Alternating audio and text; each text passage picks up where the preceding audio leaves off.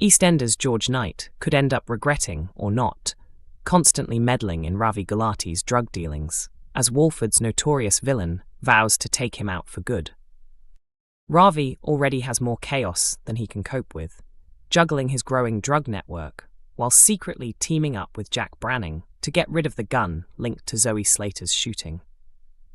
Fans previously watched Ravi promise Priya Nandra Hart that he'd walk away from crime, only to go back on his word straight after by opening a trap house. Once the police began circling their original base, his so-called associate Tobias Oki Okiere proposed moving in on Kojo Asare. Oki had taken over Kojo's flat and turned it into their new hub, which sparked a frightening situation when Kojo consumed MDMA provided by Oki and was later discovered in a bad state by his brother George. Since the gang shifted locations, tensions have been mounting between Oki and Harry Mitchell, the third member of the crew, with Harry torn up about his closest friend Kojo being exploited. Junior Knight attempts to calm his father when George notices Oki entering Kojo's flat, but George refuses to be reassured and insists on digging deeper himself. Meanwhile, Harry, distracted and guilty, tries to convince Gina Knight of his feelings, but their moment is ruined the instant George interrupts. Demanding explanations from both Harry and Kojo, George isn't satisfied with their answers. Snatching a spare set of keys, he storms off to Kojo's flat, only to find it spotless, as a cautious Oki has already wiped away every trace of criminal activity. Still suspicious, George insists on getting his own set of keys, later telling both Phil Mitchell and Junior that he's convinced something shady is happening. Oki and Harry quickly update Ravi on the day's events, realizing that George has now become a real threat to their operation. Unfazed, Ravi declares he'll deal with George personally, a promise that leaves Harry visibly horrified. Has George just sealed his fate by making himself the enemy of one of Walford's most ruthless players? EastEnders Vicky to reach breaking point with dangerous Joel. But can someone get through to him? Joel Marshall causes more trouble on EastEnders next week when he nicks Vicky Fowler's bank card and ditches school. With Ross working extra shifts, Vicky is left to shoulder more responsibility for her troublesome teenage stepson. Almost instantly, Joel exploits the situation by pressuring his stepmom into buying expensive tickets to see his favorite podcaster. Vicky has made no secret of how much she despises the sexist nonsense spouted by Joel's idol, Drake Zagan, so she's determined not to let Joel meet him in person, an EastEnders source reveals. Ross had reminded Joel to show Vicky some respect before heading to work, but Joel is so wrapped up in toxic incel culture that he refuses to acknowledge her authority and goes against her wishes. While Vicky vents to Kathy Beale in the cafe, Joel brazenly steals her card and purchases the tickets in secret. He then drags along his mate Tommy Moon, skipping school to attend the live recording and leaving Vicky fuming. Joel won't let Vicky block his plans, but she has no option other than to confront him with Kathy and drag the boys home, our insider adds. Joel might be a lost cause, but impressionable Tommy still has hope, especially with so many strong Slater women around him to guide him away from Joel's toxic grasp. Back at the Vic, Kat lays into Tommy for his reckless behavior, while a frazzled Vicky feels completely out of her depth. As a desperate measure, she turns to Julie Bates, Walford High's newest teacher, for help dealing with Joel.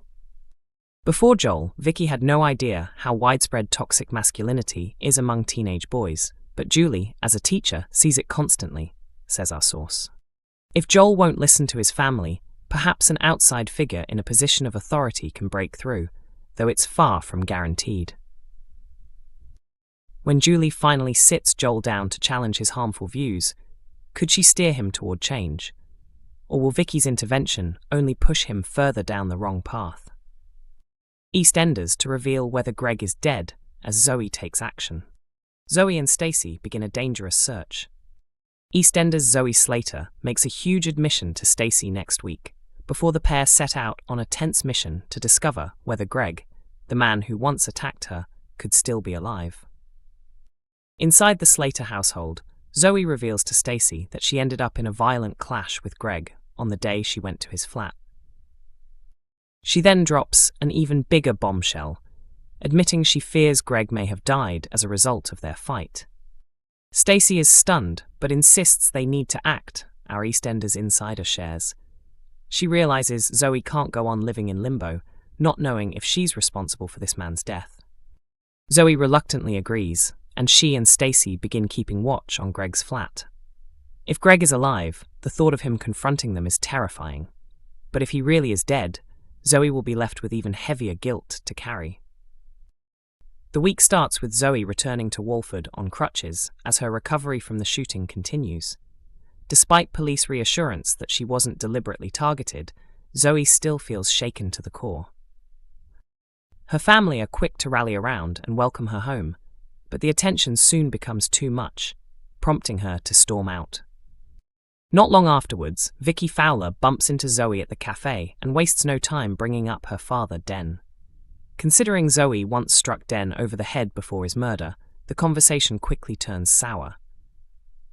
Kathy and Anthony have to step in, our insider reveals. But as viewers know, neither Zoe nor Vicky are the type to walk away from a row. Even Zach notices the drama and tries to calm things down, but his efforts fall flat. After Zoe storms out of the cafe, Vicky chases her into the Albert, where the fiery clash only intensifies. Later on, Zoe meets up with her family at the Vic and finally manages to relax.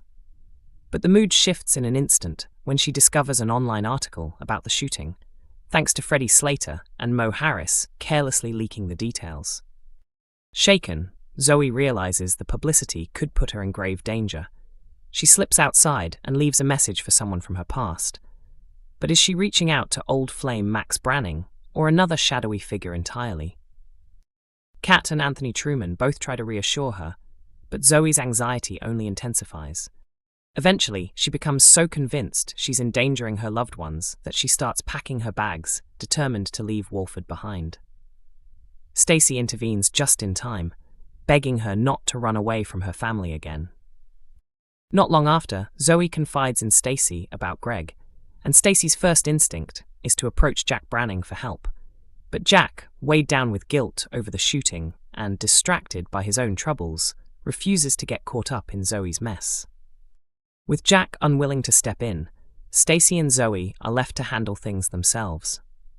But as they dig deeper, will they finally uncover the truth about Greg's fate? And if they do, could Zoe be forced to face the possibility that she's taken a life once again? EastEnders continues Monday to Thursday at 7:30 p.m. on BBC One, with episodes available early from 6 a.m. on BBC iPlayer.